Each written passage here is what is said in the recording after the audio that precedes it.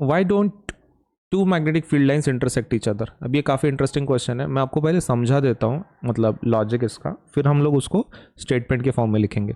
तो ये क्या बोल रहे हैं कि दो मैग्नेटिक फील्ड लाइंस क्रॉस नहीं करती हैं, इंटरसेक्ट नहीं करती हैं एक दूसरे को। सही है, एकदम ट्रू। तो ऐसा तो होता ही नहीं है, correct. Two magnetic field lines intersect each other, तो इंटरसेक्ट होते ही नहीं। तो ये पूछ रहे हैं क्यों, ऐसा क्यों, मतलब होते नहीं ठीक है, लेकिन वो जानना चाहते हैं क्यों।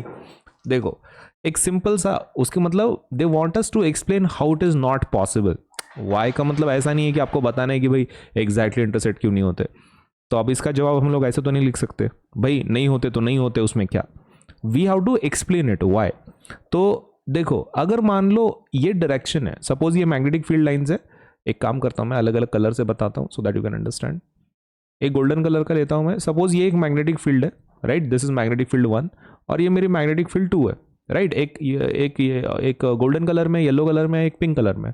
अभी इसका इसका मतलब क्या है कि ये ऑरेंज, ये जो मेरा येलो कलर गोल्डन कलर का है, इसका मतलब ये है कि ये बोल रही है नॉर्थ डायरेक्शन ऊपर है। सही है, फिलहाल वो इंटरसेक्ट हो रहे कि नहीं पहले वो चेक करो।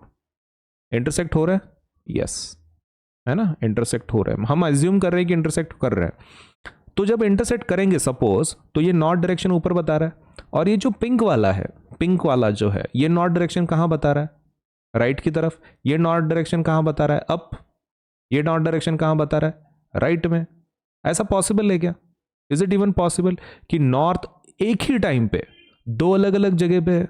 डायरेक्शन तो एक ही होगी ना, नॉर्थ एक तो ऊपर होगा नहीं तो राइट में होगा, दोनों तरफ कैसे हो सकता है, इट्स नॉट पॉसिबल। इसलिए हम वैसा बोलते हैं कि भाई magnetic field lines do not cross each other.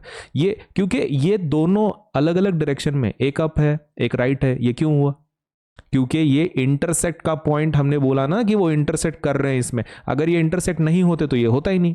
सही है, सो इसी को हमको स्टेटमेंट के फॉर्म में लिखना है कि भाई इंटरसेक्ट की पोजीशन मतलब ये पॉसिबल ही नहीं है। The reason is because if the intersect it would mean that north is existing at two different locations which is not even possible। तो एक तो हम खुद के लैंग्वेज में एक लिखेंगे, बुकिश लैंग्वेज में भी लिखेंगे, ठीक है। So let us write down the reason for this. पहले अपने भाषा में लिखते हैं, फिर बुकिश लैंग्वेज भी यूज करेंगे, ठीक है। सो ओन लैंग्वेज, ओन लैंग्वेज वाला आंसर देख लेते हैं। Two magnetic field lines will not cross each other because that would mean north exists at two different places at the same time which is not possible, है ना। Own language में हमने explain कर दिया कि भाई ये पॉसिबल ही नहीं है, क्योंकि अगर इंटरसेक्ट करती हैं two magnetic field lines will not cross because that would mean that north exist that means north exist at two different places at the same time which is not possible, right। तो ये हमने बोला है, ये हमारे own language में है, because if they intersect, हाँ अब ठीक है, two magnetic field lines will not cross each other because if they intersect it would mean north exists at two different places at the same time which is not possible। यहां पे bracket में हम लोग ये भी लिखेंगे